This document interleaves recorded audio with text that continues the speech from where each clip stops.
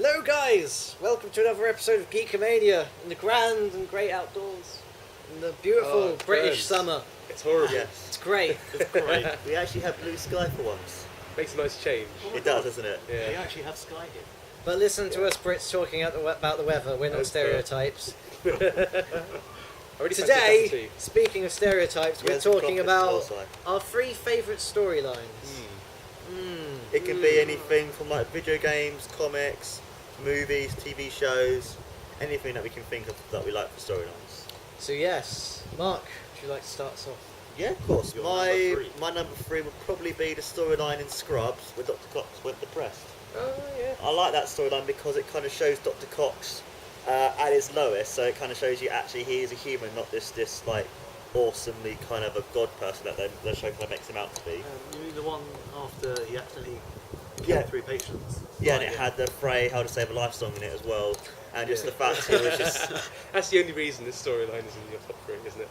No, it's just, I just like the storyline, and I also like the fact as well, it kind of had the roles reversing as well, Sure. because you had JD, who was kind of the person who was helping Dr. Cox out, where for many years Dr. Cox was the one who was helping JD out, and then it's like, it kind of shows you that just how much Dr. Cox cares for JD and vice versa, that actually even though at his lowest JD can help him get out of his slump. So I just thought just showing the vulnerability of Dr. Cox is actually just really, really well done, and just show him, as I just said, that as this like all powerful, almighty doctor that the kind of show made him out to be, like this person who has no weaknesses, no anything that, you know, I know in the other seasons they kind of showed him getting a bit weaknesses, but in this one Like Jordan.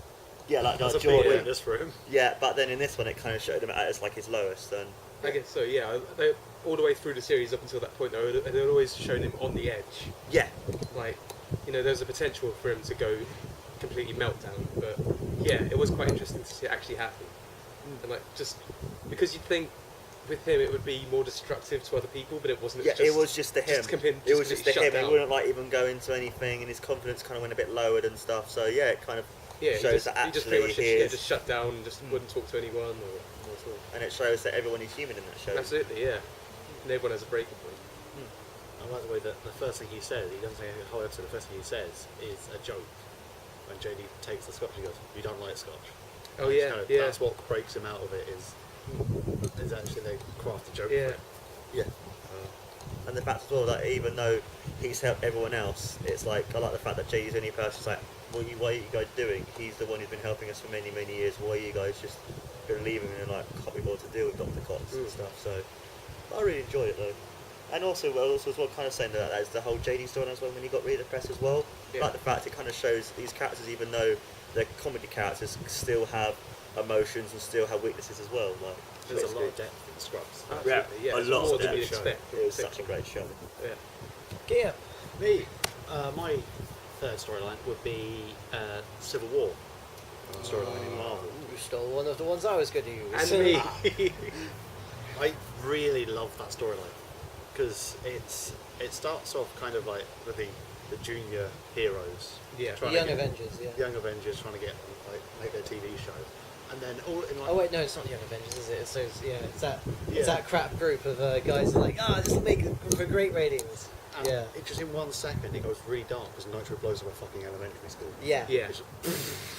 And suddenly it's them picking it's got the picture of Captain America and Iron Man and the wreckage Yeah. of it. And I like the way that it was done so that it wasn't done from one side. It wasn't like saying this is the side you should pick. Yeah, that's one of the great things about the writing in that series is that there's no obvious good guy, there's no obvious bad guy. Like everyone is doing bad things. Yeah. It's like just as much as like Reed Richards and Iron Man are creating a Thor clone. Cap is allying with the Punisher of all people, and it's just like I think Shield come out of it Then pretty he badly. kicks him out because he shoots Taskmaster and it's not Yeah, Taskmaster. not Taskmaster, no, It's Jack two O'Lantern. fairly no-name villains. Yeah. Yeah, but yeah, the good thing about it is it doesn't it leaves it entirely up to the reader as to who they would side with. And I'd say, you say there's no bad guys, I'd say Shield come out of it pretty badly. Especially She'll Maria come Hill. out of it, yeah. Yeah. Maria Hill. I guess Maria Hill's one of the only true villains of the piece. Yeah. But there has to be someone that you I guess, yeah. okay. It can't just all be. It's just like, well, let's see where Stark is coming from, but why can't they just all kiss and make up?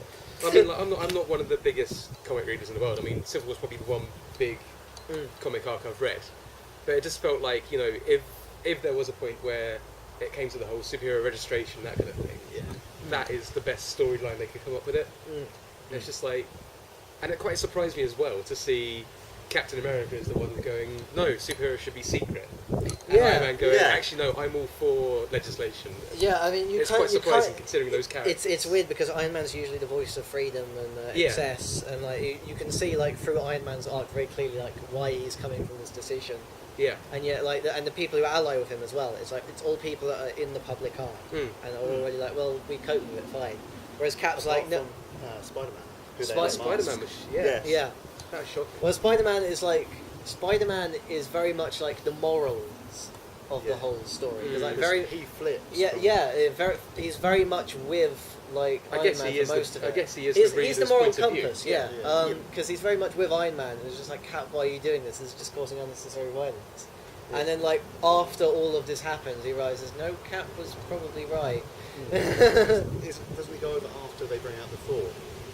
No, that's when they start killing each Sue other. swaps over. That's Sue that swaps after over, that. yeah. And so, It's Goliath, doesn't he? Yeah, Goliath Because dies. that's I thought, blimey, people actually Is it dying that in moment this. where the Thor clone just like shoots a bolt of lightning straight through his heart? It's like, Yeah. oh, okay. This is going down. And then Sue Storm just like puts a force field around all of the rebels and just goes, "Go, we're dealing with this." Which is like, I guess it's a bit too late to say spoilers for Civil War. spoilers for It's been most out of for like these 6 storylines. years. Well, it's been out for quite a while. Yeah. But I did like. They had a little. They peppered it with a little bit of comedy, like J. Jonah when Spider-Man reveals himself. That is one of my favourite Face. scenes. I couldn't stop laughing. Showing how, like, the good thing is as they set up the idea, it's like I don't need my medication, Miss Brand, I am fine. And then it's just like at that moment when Pierce just like, I've been Spider-Man since I was 16, and just the next shot is Jonah just disappeared from his desk, and everyone's like, Jonah, oh. Which just makes me think that what's his name, J.K. Simmons. Yes, he needs to be J. J.K. Jameson. Simmons should be If they bring J. him Jonah back Jameson. in the Amazing Spider-Man, if they bring him back in any incarnation of the Spider-Man story, just get him back. Well, It doesn't matter. Mess with the universe. In mess one of with the most timeline. recent Spider-Man cartoons, J.K. Simmons actually voiced Jonah. Well, there you and go. It's He wonderful. needs to be it. He is that character. He is J. Jonah. Man. Yeah, it can't be done. There's There's way. actually on YouTube. If you look it up, there's a Juno sock puppet theatre thing, and it is just like the dad is just like, it's weird. Juno's just like, I need someone who's gonna love me, and he's like, you know what I need? Pictures of Spider-Man on my desk tomorrow. It's just really funny. It reminds me of that Simpsons sketch with J. Jonah Jameson. Yeah. It's just like, right, all you guys, I need pictures of Spider-Man, Uncle Spider-Man. But sir, this is a poetry compilation. Well, I wrote poems about Spider-Man, and they have to be in this rhyming scheme: A B A B C D E B A B D. On my desk tomorrow, go. Right, so Ben, what's one of your favourite ones? Yeah, Ben. Well, Civil War was one of them, as we all mentioned, but I'll just skip to my number 2 then. I'm going to say the entirety of Scott Pilgrim. Yeah. Just love it so much. Are we talking? The books, The books, specifically. yeah. Because I do prefer the storyline in the books than the film. Because it's a lot more emotional, and Sure. it's a lot more of a journey through Scott's development of his love life and his social life, and him navigating the perils and eventually coming to terms with himself and to terms with all of these emotions and what an adult relationship is like. Yeah. And it's just peppered with great comedy and great fight scenes and just a brilliant cast of characters that are all really lovable. And just some surprising plot twists. It's also a fantastic metaphor and something for people to read as they are teenagers. Yeah, going into adulthood. it's like I read it at pretty much the perfect time in my life, and it very much hit home. It's just like, oh, wow, this guy is in my brain. Except I'm not Canadian, or Michael Cera, but I'd like to be Canadian and Michael Cera. I don't think anyone wants to be Michael Cera. I don't think anyone wants to be Michael Cera. I'd quite like to be Michael Apologies Cera. to Michael Cera if you're watching. No, It's alright, I don't even think he wants to be Sarah. I want to be Michael Cera. I kind of find I'd Mike like Cera that. to be a bit overdone, because in that time he was in practically like loads of comedy films, and then the sequels he was in, I actually saw it, I was like, oh my god. Do you mean I get to be in Arrested Development and the Scott Pilgrim film? Yeah, I want to be Michael Cera. But don't you think he has just been playing George Michael Bluth He has for been the last 10 years? He has been playing George Michael Bluth for the past 10 years. But the Yeah. thing is, he's really good at playing George Michael Bluth. Oh, true. Yeah, absolutely. And as much as people criticise Michael Cera for only playing George Michael Bluth, 2 words: Sean Connery. Yeah. Just plays a Scotsman. Tell me Sean Connery is a bad actor. He's great in Dark Knight Rises. Because you can't. Because he's always just playing Sean Connery, and he's one. Oh, Mr. Wayne. That's I wish break you. The Bond who broke the bat. Well, Simon, you're number 3. My number 3 was Civil War as well. Well, what's your number 2? My number 2. My number 2. I didn't think this far ahead. No, I've got one. It's a Doctor Who storyline. Ah. A fairly recent one. Actually, it's still ongoing. The Silence. Ah, yes. It's just...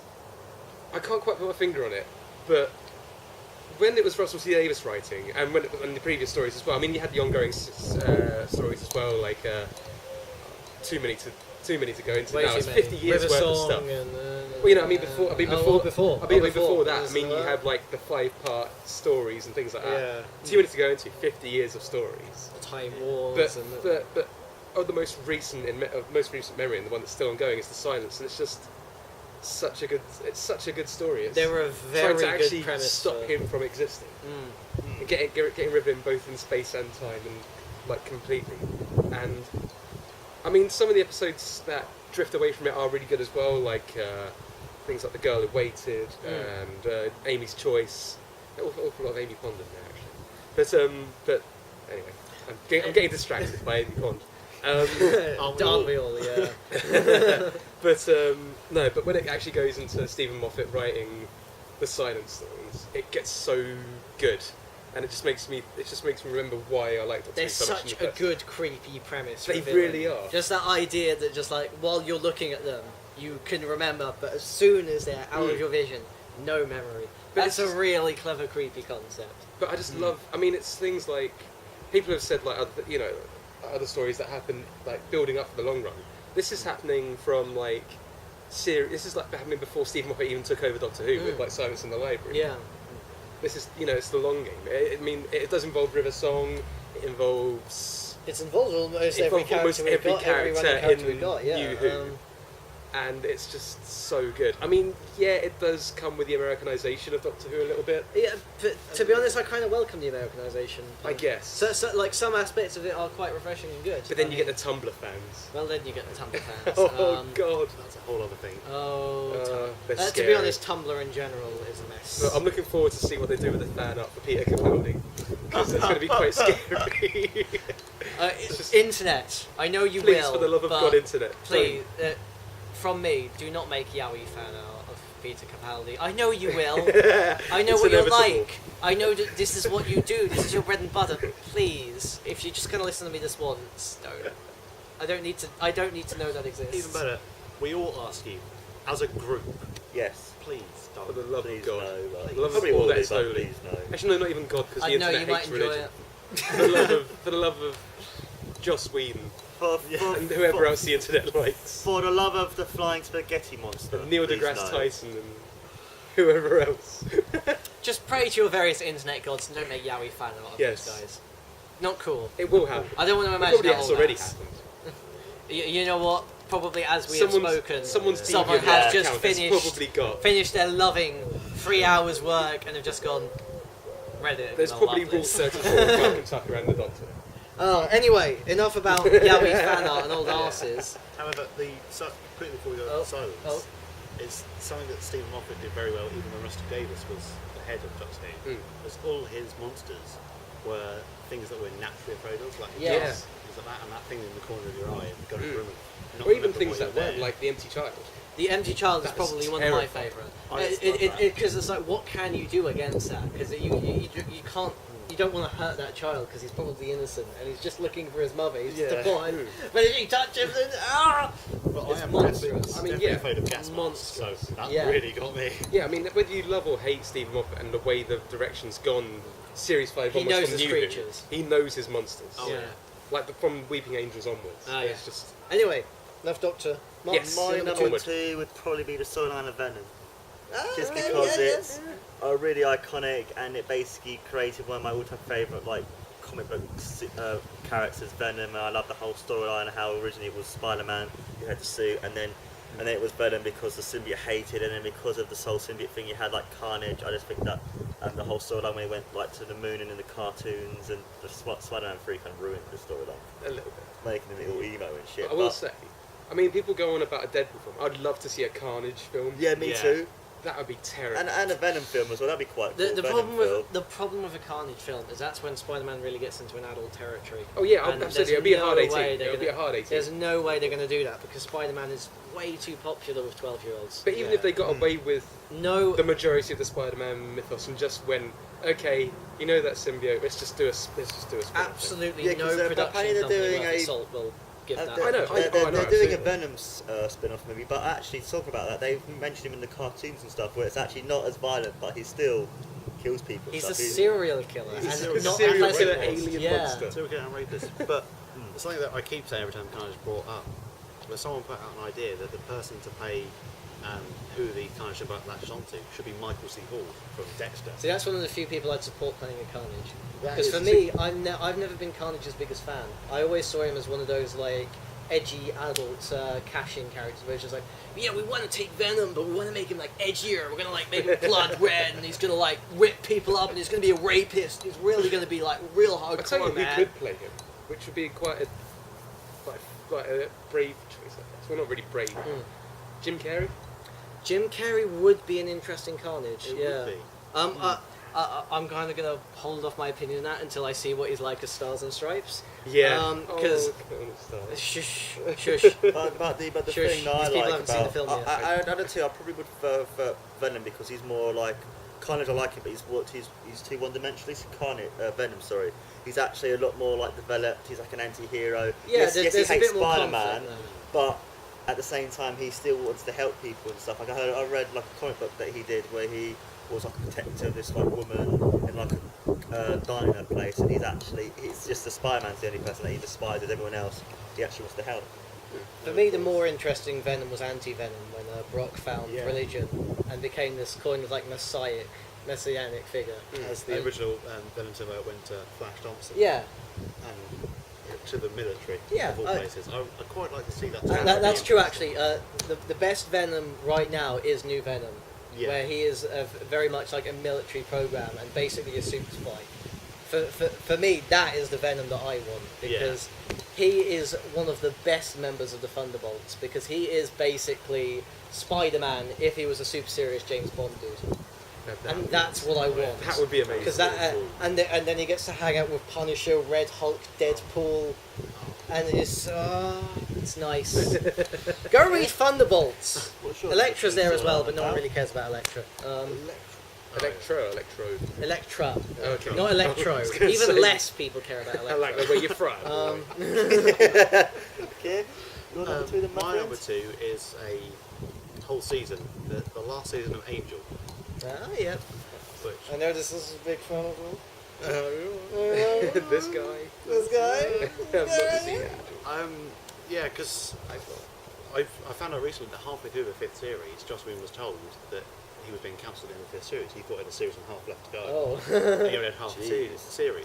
So it's like, ah! Someone said that the last episode was really rushed, but it doesn't seem rushed. None of the series does, because he's carried it on.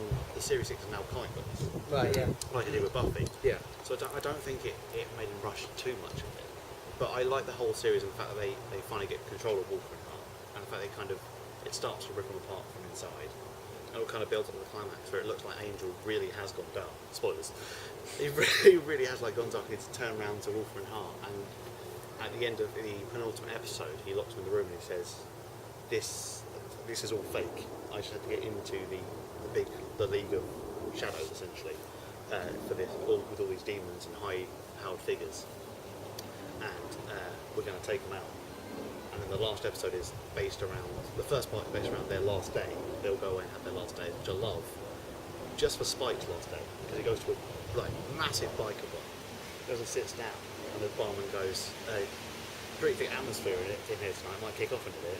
And he goes, yeah, I'll have a few more beers, then I'll make my presence known. And when it cuts back to him, he's at the karaoke stand reciting his poems when he was human. As he finishes a poem, and then he jumps around and he goes, and this one's cool. It's kind of like he's introducing, like he's about to sing another song.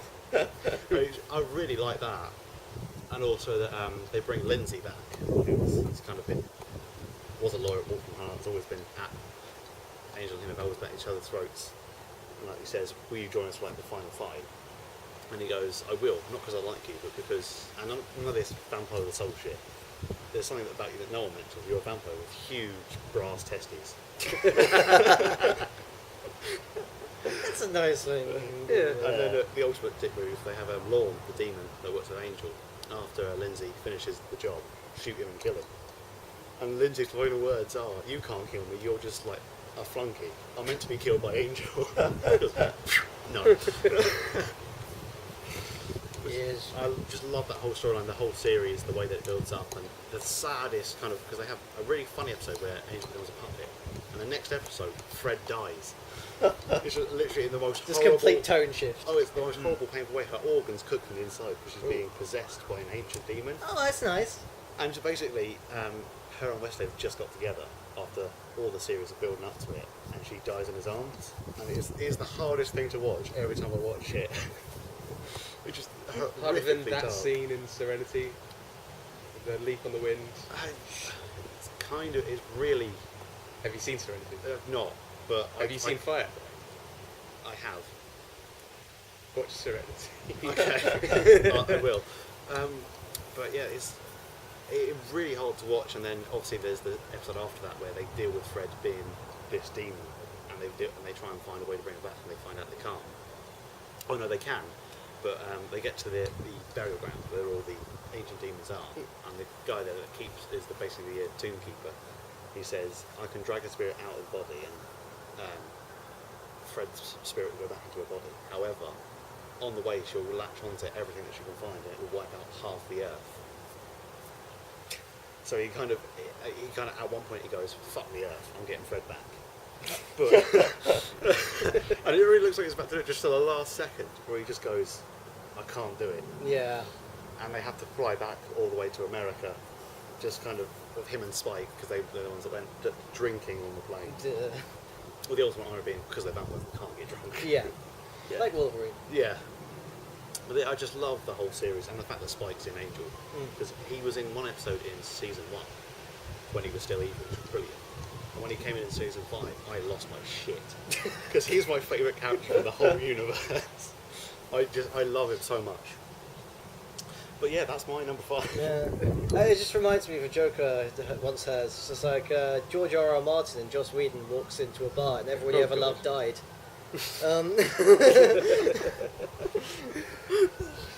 Are we skipping over your number 2s and going to my Yeah, number that's my what I was number gonna 1, suggest. yeah. Oh, you're the number 1. Because I've done my number 3 and number 2 because Civil War. Yeah. So. I was going to say, Right. why don't we skip ours and then Oh, to okay. go number So 1 you just want to go across. to your number 1? Yeah, Oh, I'll right. let you guys do We've your already number done 1. our number I can't twos, ask what I was haven't we? asking. Did you guys Alright, I'll go for my number 1. Okay, fair enough. I'll make it quick. Breaking Bad. Yes. Fucking love Breaking Bad. Yes. All the series, the whole story. Because the whole great series is thing one big with Breaking story. Bad is that there is no gap between series, seemingly. Everything just flows and gels so beautifully. Mm-hmm. And like there's very little tells which tell you like, oh, this is a series change. Like there's only one series that really like felt like it was a change, and I can't even pinpoint which one it was. But it was I'd the say one. series 2 because that's when it actually started being Yeah, interesting. yeah. And it wasn't dragging on. It's all been interesting for me so far. It's so consistently good. I have never seen a show this consistently thrilling, and the characters are very well written, and the whole plot is just a series of bringing you up only to dash everything you've ever known into a pit of despair, only to then crawl your way out of it again, only to repeat the process episode after episode after episode after episode. I swear to God, if Jesse Pinkman dies I will at the end of cry, series 5, I will hunt down Vince Gilligan. I will cry and so bring- many tears if bash his Jesse head in. dies. He is one of the most heartwarming characters, and yet one of the most scumbaggy dickbags I've ever met in fiction. Poison Vince Gilligan with ricin. But yeah, that is all I need to say about Breaking Bad. Watch Breaking Bad. And also, That's Bryan all I have to Cranston. say about that. Yes, Yeah, Bryan that's Cranston is All you need to awesome. say. Oh, get Bryan someone Cranston to is watch it. amazing. It's just great. And he's gonna be in the I next still remember Godzilla him as a film. dad in Malcolm in the Middle. Ah. That's how long ago I remember him. Anyway, Simon, you're number one then, my friend? Okay, it's a... I don't know if it's a really great choice, but it's one that's really stuck with me and I really love it. The storyline in Portal. yes, Portal and Portal 2. it's a very subtle story, It's isn't a very it? But subtle it's story. actually quite meaningful. Well, it's more obvious in the second game. Yeah, the second one they definitely. It's just... It's one of those things that you just get where you get the story backwards, basically. Yeah, And it's just so good. It's just such a tragic story. yeah. I mean, Cave Johnson is an idiot. He And is. I was worried that my top 3 would turn into a bit of a J.K. Simmons love fest. that's barring no Doctor problem. But yeah, Cave Johnson is an idiot, but he's hilarious. And just, I mean, if you're gonna go, ingesting poisonous moon rocks is it's one of the better ways. it's to one of the go. better ways to go. But yeah, just the whole evolution of GLaDOS and just her. Yeah. Her arc through Portal 2 is brilliant. Oh yeah, Just her starting off as this almost mythical being, dashed But I to just- the ground. I just love the idea that Cave loved his assistant, I guess. Yeah. To the point where he'd want her to live forever as Yeah. a consciousness. It's like Cave Johnson with all that veneer of being an idiot who's just Yeah, in charge he's of it. still he a ge- sweet he did human genuinely being. have feelings, yeah. And so, his dying wish was, Yeah. was to essentially make GLaDOS. Worries, sorry if you haven't played Portal 2 yet, or if you are playing it. But, Yeah, it's probably worse if they're halfway through it. yeah, it's- if they're halfway through it, they're just it's- getting to that point where it's they very find out the story. It's very strange. I mean, I never thought I'd be able to say the sentence that I have never been so emotionally invested in a potato's breakdown. Yeah. But a little computer chip planted in a potato has an emotional breakdown after finding out that it was a real human being. And that Well, is it's the point genuinely where- heartwarming. it's It's the point- genuinely like... It's the point where she says, kind of like she's choking back tears. Yeah. Yes, Mr. Johnson. Yeah, I know. It's It's just like, ah! oh god. It's so beautifully It voice acted. so it's is. just everything. And I mean, I'm not the biggest Half-Life fan. I've, mixed feelings towards Team Fortress, but seriously, Valve can have all of my money after Portal 2. Valve It's are... just, gods on earth. I mean, it's kind of pandering to the internet to say that, but I honestly don't care. They make very good games though, man, so I don't really blame them. Oh, yeah, they make great very games. good games. If someone pinned me down and forced me to worship at an altar, it would be at the altar of Steam, and my Lord and Saviour would be Gabe. I would have no qualms. Gabe, He's such a handsome man. he's Gabe Ben. I love Gabe Ben. Hey Ben, He hates the name Gabe Ben so much. does he really? He doesn't like it. He does. That's actually image of Valve can have all my money that Simon at the Valve factory just pouring his money from a bucket down the Gladly. chimney. Gladly. I Bloody mean, yeah. I'm not one of those people that demands Half-Life 3. No, I'm content with I would. what they've got. For me, they're like Pixar. They It's are. like They are. I They would can do rather what- they take their time. And and it's just, I mean, they're a little bit evil with the whole monopolising the indie game. You know what? As much as they do monopolise indie games, the thing is they do give them genuine support. And Gabe Newell has said on numerous occasions that Greenlight isn't ideal and that he's looking for better solutions. And that's the thing that I can rely on See, him I for. can't hate him. Is I even can't hate when him. he has a flawed system, he acknowledges that Yeah. and is constantly working to improve that. Unlike a certain company, Microsoft. Yeah, Microsoft. Who's Microsoft? Microsoft. Personally, I Bluntly think. saying Personally, if Microsoft. you're going to go with evil, you must go to the altar that is Activision. Yes. Call of Duty is I the best never comfort thought. game ever. I never thought I There is was. nothing more satisfying than going online and poning It's a good noobs. game, and this is the thing: is I never thought I'd see the day where a company would eclipse EA in evilness. But there's Activision, right there.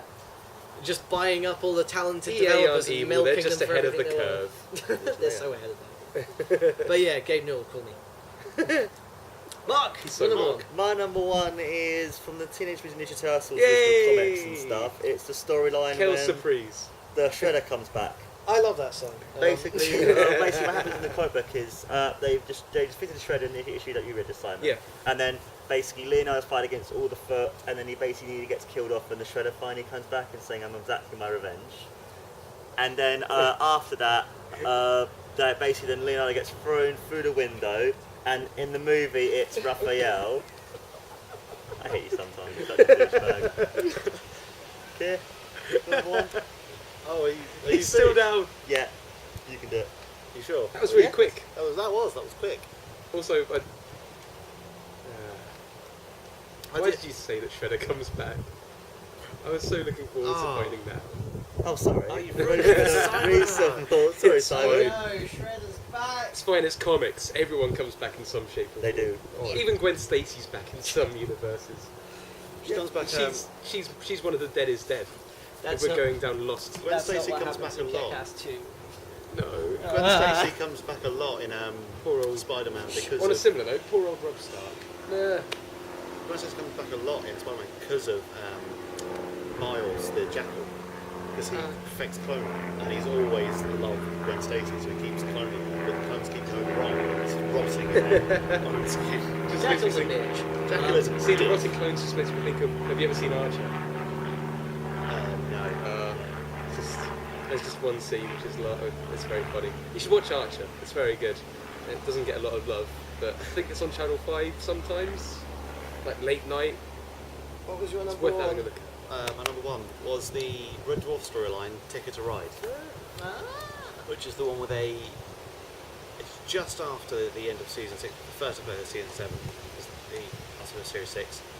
They met their future selves, and their future selves killed them, and then through the wibbly wobbly timey wimey stuff, by killing them they killed themselves so they couldn't be there to kill them in the past, because they couldn't have gone to the future if they weren't there in the past. Ow. So the crew come back on their ship, which kind of expands and changes a bit. Yeah.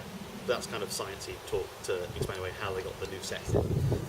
But then they've been brought back to the point in time just before they got the thing that helps them travel through time. And Lister finds out. It's like the core of the story is the fact that Lister wants a curry. So all the curry supplies have been wiped out. And The whole food deck just got completely wiped out. yeah, it's like there wasn't even Terrible. any debris. But the thing I love in the extended version, it explains that. Because at the end of the episode, he realises, he's talking to the point, he says, I've realised what happened to the curry. There was no debris, so it didn't get blown up. I went back in time, took it back to the present, so that we still had curry. And then he does. But the thing that I love most about it is the fact that they go back in time. They end up in 1963 in Dallas, November the 22nd, and they foil the assassination of JFK. And the way that they do it is so smart, because originally when they beam in, they knock him out the third floor window, which the history books will tell you he wasn't at Oswald. And they through weird kind of circumstances, they have to move up to the fourth floor, so that they stay on the third. There's like multiple versions of themselves on, Yeah, on on different different floors, floors. all trying to foil each other so that they don't foil it's- the assassination. It's basically they're trying to keep Oswald from falling out the window. So they send him up to the sixth, which is where he was achieving, and then they do this brilliant thing. They say, "Well, the trajectory shows Steve. He's only wounded him, Yeah. so we need someone else on the grassy knoll." Which is a fantastic callback to everything, and they do this amazing thing, because the plans for the plaza where it all happened, Yeah. it's really compact, and the car park and the grassy knoll where they actually film the scene looks very much like the one that's actually in the plaza. I don't know if they actually did go to that one, but it's all done so well, and they have this brilliant theory behind the Kennedy assassination, which is that they went to the parallel universe where he's still alive, and they brought the still alive him back, because in the future, if he'd stayed in, they said that he'd have been impeached. Yeah, he'd have been a lousy president because his affair would have caught up to him, and Yeah. then a new president would have come in who would have just given in to Russia, and the whole Cold War would have gone in their favour. So they he gets arrested, and they find him at Ardworld Airport, which is what JFK Airport was called originally. And Lister says to him, "You need to come back in time with us and assassinate yourself from the grassy knoll." And he says, and like, the way he convincingly says, like, this airport was renamed JFK in our universe because when you were assassinated, nothing caught up to you, so you were kept as an icon for everyone. And I just thought it was so amazing the way that they put most of the facts into that episode, and they kind of the way that they explain that the reason that no one can work out how he died is because the other shooter was him from the future, from a different future, and the fact that when the future him walks away after assassinating himself, he just fades out into the car park. For me, the best thing from that though is when Lister's trying to convince him to kill himself. Is JFK kind of comes to terms with it, and he just goes, "Ask not what you could do for your what your country can do for you. Ask what you could do for your country." And Lister says, "That would make a really great speech, you know." It's like, it did. It's just like, it's so good. The bit I love so most clever about the story though is the fact that to get around, because Crichton really doesn't want to do it. No. So Lister swaps Crichton's head for a spare head and takes up the guilt chip. Yeah. And Robert Llewellyn as the Crichton without guilt is friggin' hilarious. It's like when they're in the nightmare vision of I think it's about 1964-5 that they've been back into. A couple of years ago. When Lister turns to Crichton and goes, "Oh, Crichton, what have I done?" So you brought the 21st century to the very brink of nuclear war. Gun. Yes, it's all very good. It is. It's amazing. Yes. On that note, whoa, we should probably end. So soon. So, it's not really soon. It's been a long episode. Sorry for this long slog, guys. But as per usual, It's been emotional. that's Kier, That's Mark. That's Simon. And that's Ben. and that's Geekamania. Bye, guys. Bye, guys.